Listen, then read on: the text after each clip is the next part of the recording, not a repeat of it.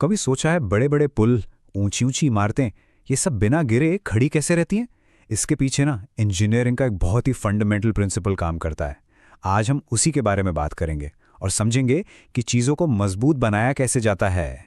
अब इस सवाल का जवाब देने के लिए सबसे पहले ये समझना जरूरी है कि जब किसी भी चीज पर कोई भी फोर्स लगता है तो असल में उसके साथ होता क्या है, हम उसे मॉडल कैसे करते हैं। और यहीं से ना मैकेनिक्स में दो अलग अलग लेकिन आपस में जुड़ी हुई दुनियाएं सामने आती हैं। पहली है रिजिड बॉडीज की दुनिया, यानी ऐसी चीजें जो बिल्कुल नहीं बदलती। और दूसरी है डिफॉर्मेबल बॉडीज की दुनिया, मतलब ऐसी चीजें जो बल लगने पर अपना आकार बदल सकती हैं। तो चलिए शुरू करते हैं।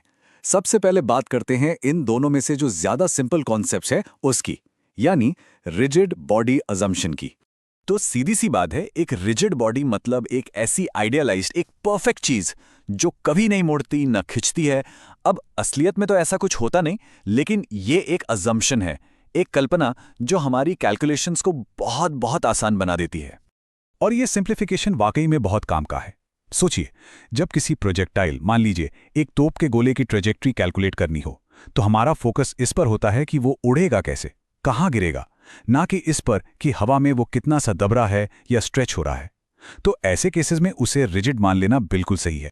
अब अंदर के फोर्सेस को समझने के लिए हम एक कमाल की टेक्निक इस्तेमाल करते हैं, जिसे कहते हैं मेथड ऑफ सेक्शंस। इसमें हम क्या करते हैं, हम बस इमेजिन करते हैं कि हमने उस ऑब्जेक्ट को बीच से काट दिया है। इससे हमें यह पता चलता है कि अंदर कौन से फोर्सेस हैं जो उसे एक साथ जोड़े हुए हैं। तो इस कट से हमें कुछ खास इंटरनल फोर्सेस का पता चलता है, जैसे कि एक्सियल फोर्स जो बताता है कि कितना खिंचाव या दबाव है, शियर फोर्स जो एक तरह का स्लाइसिंग फोर्स है, जैसे कैंची से कुछ काट रहे हो, और बेंडिंग मोमेंट जो उस चीज को मोड़ने की कोशिश कर रहा है। लेकिन ये जो रिजिड बॉडी वाला अप्रोच है ना, ये बहुत पावरफुल तो है, पर इसकी एक बहुत बड़ी लिमिटेशन भी है। हाँ, रिजिड एनालिसिस से हम ये तो पता लगा सकते हैं कि मान लीजिए एक बुक शेल्फ पर बहुत सारी किताबें रखी हैं, तो उसके सपोर्ट पर टोटल बेंडिंग मोमेंट यानी मोड़ने वाला फोर्स कितना लग रहा है। ठीक है, हमें टोटल फोर्स तो पता चल गया, पर सवाल यह है कि क्या इतना जानना काफी है? क्या बस टोटल फोर्स पता होने से हम कह सकते हैं कि वो बीम सेफ है? क्या वो मटेरियल उस फोर्स को झेल पाएगा? और बस यहीं पर रिजिड एनालिसिस की लिमिट खत्म हो जाती है। वो ये नहीं बता सकता कि वो फोर्स मटेरियल के अंदर कैसे डिस्ट्रीब्यूट हो रहा है, या फिर वो मटेरियल फेल होगा या नहीं। इसके लिए हमें एक ज्यादा रियलिस्टिक मॉडल चाहिए। तो अब आते हैं कहानी के दूसरे हिस्से पर। अब हम बात करेंगे डिफॉर्मेबल बॉडी की और देखेंगे कि ये कैसे हमें एक ज्यादा कंप्लीट पिक्चर देती है। अब जैसा कि नाम से ही जाहिर है, डिफॉर्मेबल बॉडी मतलब एक ऐसी बॉडी जो डिफॉर्म हो सकती है। ये मॉडल इस बात को मानता है कि असल दुनिया में कोई भी चीज परफेक्ट रिजिड नहीं होती। हर चीज पर जब फोर्स लगता है तो वो थोड़ी बहुत स्ट्रेच, कंप्रेस या बेंड होती ही है। तो अब हम सिर्फ एक टोटल इंटरनल फोर्स की बात नहीं करते। डिफॉर्मेबल एनालिसिस में हम बात करते हैं स्ट्रेस की। स्ट्रेस का मतलब है कि वो जो इंटरनल फोर्स है वो मटेरियल के क्रॉस सेक्शनल एरिया पर कैसे फैला हुआ है, कैसे डिस्ट्रीब्यूट हो रहा है। और जहां स्ट्रेस है वहां स्ट्रेन भी होगा।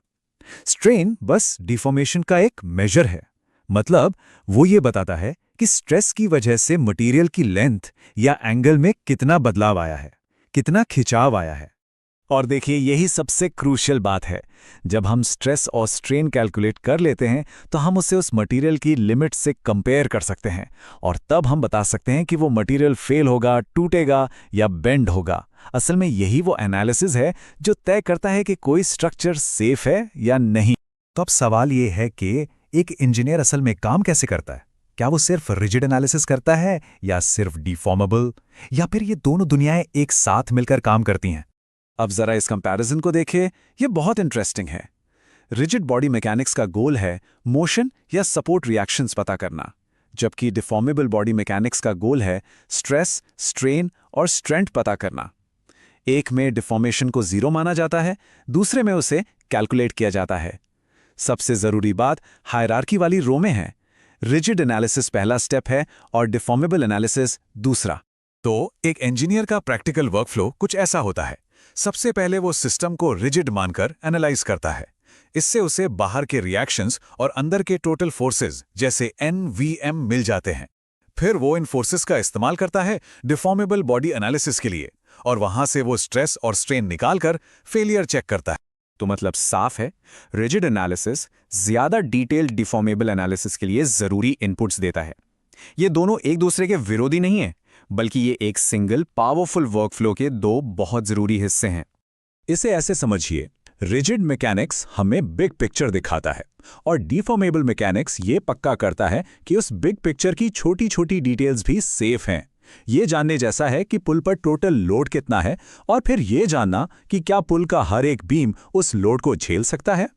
हमारे चारों ओर की दुनिया असल में लगातार छोटे छोटे तरीकों से डिफॉर्म हो रही है, तो इन बड़े फोर्सेस और मटेरियल के अंदर के छोटे छोटे स्ट्रेसेस के बीच का जो इंटरप्ले है ना, यही हर चीज़ की इंटेग्रिटी तय करता है। अगली बार जब किसी पुल या इमारत को देखें तो ज़रूर सोचना कि कौन सी अनदेखी ताकतें हैं जो उसे अपनी जगह पर मजबूती से थामे हुए हैं।